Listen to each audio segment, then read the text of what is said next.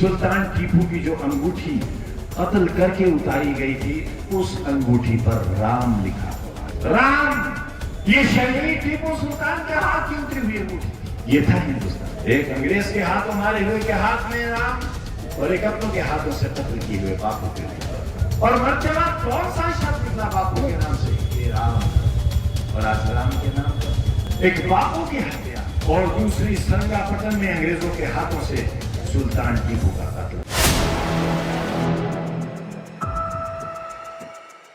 उत्तर प्रदेश में नगर निकाय चुनाव के पहले चरण की वोटिंग के बाद अब दूसरे चरण के चुनाव के लिए प्रचार जोर शोर से चल रहा है। इस बीच रामपुर की स्वार सीट पर उपचुनाव को लेकर सियासी वार पलटवार का दौर भी चल रहा है। आजम खान के बेटे अब्दुल्ला आजम की विधानसभा सदस्यता जाने पर मुस्लिम बाहुल स्वार सीट पर आजम खान और समाजवादी पार्टी ने हिंदू प्रत्याशी का कार्ड खेला है। दरअसल समाजवादी पार्टी के वरिष्ठ नेता आजम खान भी प्रत्याशी अनुराधा चौहान को लेकर लगातार एक्टिव नजर आ रहे हैं और जनसभाएं कर रहे हैं। आजम खान ने शनिवार को एक जनसभा को संबोधित किया, जिसमें उन्होंने भगवान राम का नाम लेते हुए बीजेपी पर जमकर निशाना साधा है।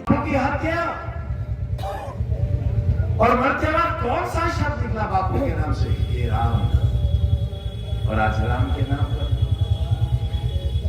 एक बापू की हत्या और दूसरी संगापटन में अंग्रेजों के हाथों से सुल्तान टीपू का कत्ल। मालूम है नौजवानों, सुल्तान टीपू के हाथ से तो अंगूठी उतारी गई, जो आज भी बर्तानिया के म्यूजियम में है। और ये बताओ उन लोगों को जो नफरत का संदेश देते हैं, पैगाम देते हैं, इंसान को इंसान से लड़ाते हैं, धर्म को धर्म को से और जात को जात से लड़ाते हैं। ये बर्तानिया के म्यूजियम में सुल्तान टीपू की जो अंगूठी कत्ल करके उतारी गई थी, उस अंगूठी पर राम लिखा हुआ है। राम।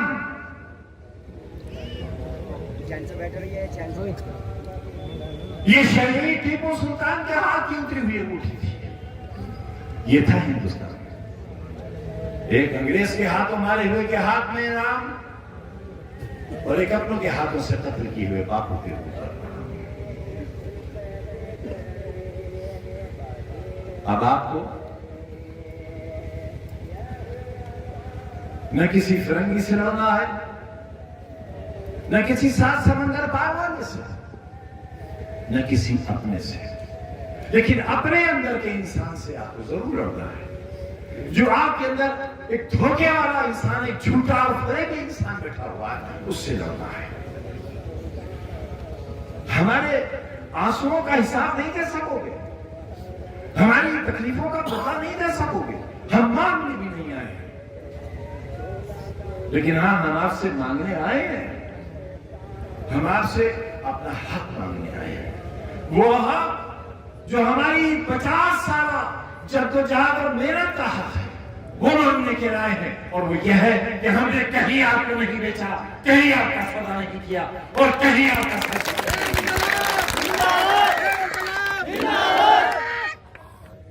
कितनी दौलत होती मेरे पास, सोचा है कभी? मेरे पास दुनिया के हर बड़े शहर में माहिर होता, मेरे अपने जहाज होते, गली में रहता हूं। तुम्हारे बच्चों और तुम्हारी नस्लों के लिए स्कूल बनाए हैं मैंने, यूनिवर्सिटी बनाई है मैंने। तुम्हें कदर नहीं है उसकी, क्योंकि तुम्हारी कमनसीबी है और मेरी इसलिए कमनसीबी है कि तुमने उसकी सच्चाई को समझने की कोशिश ही नहीं की और तुमने बहुत कुछ खो दिया। मैं शेर के मुंह से पार्लियामेंट छीन कर लाया था। 1952 के बाद पार्लियामेंट की कुर्सी तुम्हारे हाथ में आई थी, तुम्हारे पास आई थी, वो खो दी तुमने। विधानसभा खो दी तुमने, स्वार खो दिया तुमने, टांडा खो दिया तुमने, क्या क्या खोते चले जाओगे। एक वक्त वो आएगा जब तुमसे तुम्हारा वजूद छीन लिया जाएगा और तुम्हें तुम्हारे पहचानने के लिए कोई शख्स पूरे हिंदुस्तान की जमीन पर खड़ा हुआ नहीं है। इसलिए कौन पूरे हिंदुस्तान में ये कह सकता है कि हमारे दामन पर कोई दाग है? गली में रहते हैं, पूरी दुनिया में 2 बैंक अकाउंट है सिर्फ, एक पार्लियामेंट की तनख्वाह का जहां की मेंबरशिप खत्म हो गई और दूसरा उत्तर प्रदेश की विधानसभा का लखनऊ का बैंक अकाउंट। इसके अलावा पूरी दुनिया में अगर हमारा कुछ है तो जाओ भाजपा वालों, सब तुम्हारे नाम कर दिया।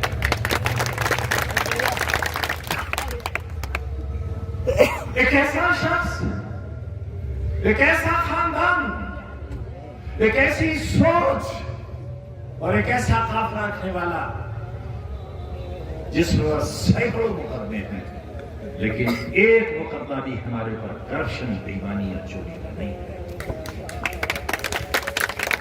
इंसान को लड़ाने का नहीं है, इंसान और इंसान के बीच तफरीक करने का नहीं है, हिंदू और मुसलमान का नहीं है। आज मोबाइल को खोलते हैं तो सिवाय नफरत के संदेश के कुछ न सुनने को मिलता है न देखने को।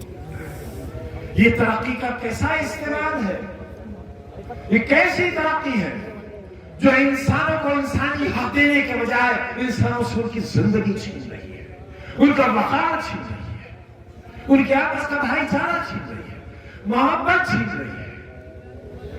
ये बस्ती मुसलमानों की है और यहां पर कौन बैठी है? एक मां और उसकी बेटी, इनकी एक एक सांस इंसानियत की अमानत है। अगर इन पर कोई आंख उठाता है तो दुनिया का सबसे नीच व्यक्ति होगा और उसे जीने का कोई हक नहीं होगा किसी तरह। हिंदुस्तान के हर मजलूम के लिए ये उसूल वाजिब है और इसी उसूल से हिंदुस्तान के लोगों ने 7 समंदर पार के फिरंगियों को भगाया भी। कभी नहीं जाता अंग्रेज। अंग्रेज ने हिंदुस्तान से जाने के लिए कलकत्ता नहीं बनाया था। देखो कभी जाकर अंग्रेज ने कैसा शहर बनाया था। उसने गोवा हिंदुस्तान से जाने के लिए नहीं सजाया था। उसने दिल्ली का कैनाट प्लेस जाने के लिए नहीं बनाया था। उसने लखनऊ का हजरतगंज हिंदुस्तान से जाने के लिए नहीं बनाया था। राष्ट्रपति भवन हिंदुस्तान से जाने के लिए नहीं बनाया था। किसने बनाया उन्हें? एक लाठी वाले ने,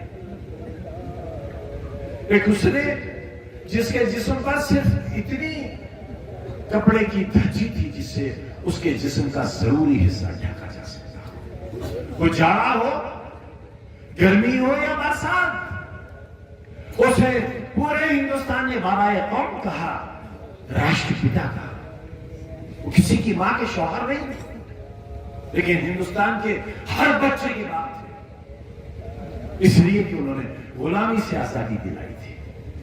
दे दी हमें आजादी बिना ढाल बिना ढाल, कोई जंग नहीं हुई, एक चौकी जला। अनुराधा जी और वो गुजरे हुए दिन जब मैं यहाँ शुरू की सियासत में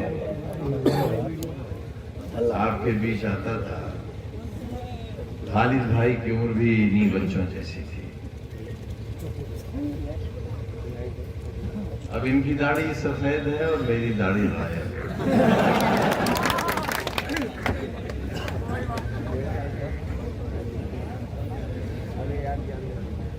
आपके बीच पाया भी बहुत है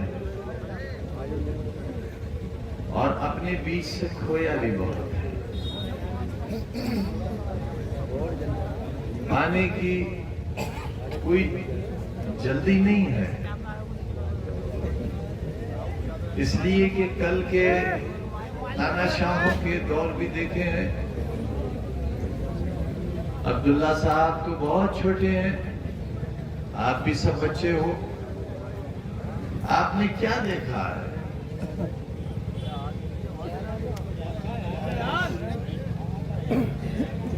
हमारे ही वतन हिंदुस्तान में इमरजेंसी के नाम पर ऐसा दौर भी आया जब पूरे मुल्क को कहा गया कि कैद खाना बन गया। मैं बहुत छोटा था, उस अलीगढ़ मुस्लिम यूनिवर्सिटी में पढ़ता था, वकालत की सबसे बड़ी डिग्री कर रहा था। यूनियन के लोग पकड़े गए, मैं भी पकड़ा गया क्योंकि वो सब यूनियन का सेक्रेटरी था और वही सबसे बड़ा ओहदेदार होता था।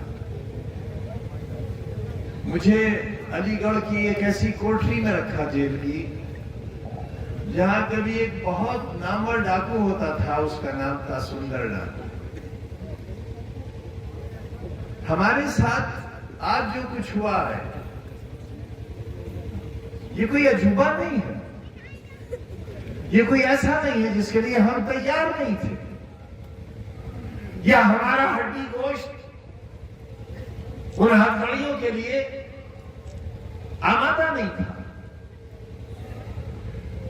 यहां की कोठरी और वहां की कोठरी में बस इतना फर्क था कि वो जमीन के अंदर थी और ये जमीन के ऊपर थी। और जब सूरज अपने उरूज पर होता था तब ये मालूम होता था कि अब दुनिया में दिन निकला है। इससे भी छोटी कोठरी थी जिसका जिक्र किया अब्दुल्ला खान ने, और उसी में पेशाब पाखाने के लिए कुंडेली थी जिसके अंदर राख थी। उसी में पेशाब कीजिए, उसी में पाखाना कीजिए, वही खाइए और सो जाइए। जब जालिम जुल्म करता है उसकी कोई हद नहीं होती, और जब कोई खाई में गिरता है तो उसे इस बात का ख्याल नहीं रहता कि खाई की गहराई कितनी है। लेकिन बता दें कि स्वार सीट से आजम खान के बेटे अब्दुल्ला आजम विधायक थे। सजा के चलते यहां से अब्दुल्ला की विधायकी चली गई थी। इसके चलते यहां पर उपचुनाव हो रहा है। वहीं बीजेपी ने सीट को अपनी सहयोगी अपना दल एस के लिए छोड़ दिया है। ऐसे में समाजवादी पार्टी को यहां से दोबारा जीत हासिल करने की उम्मीद है।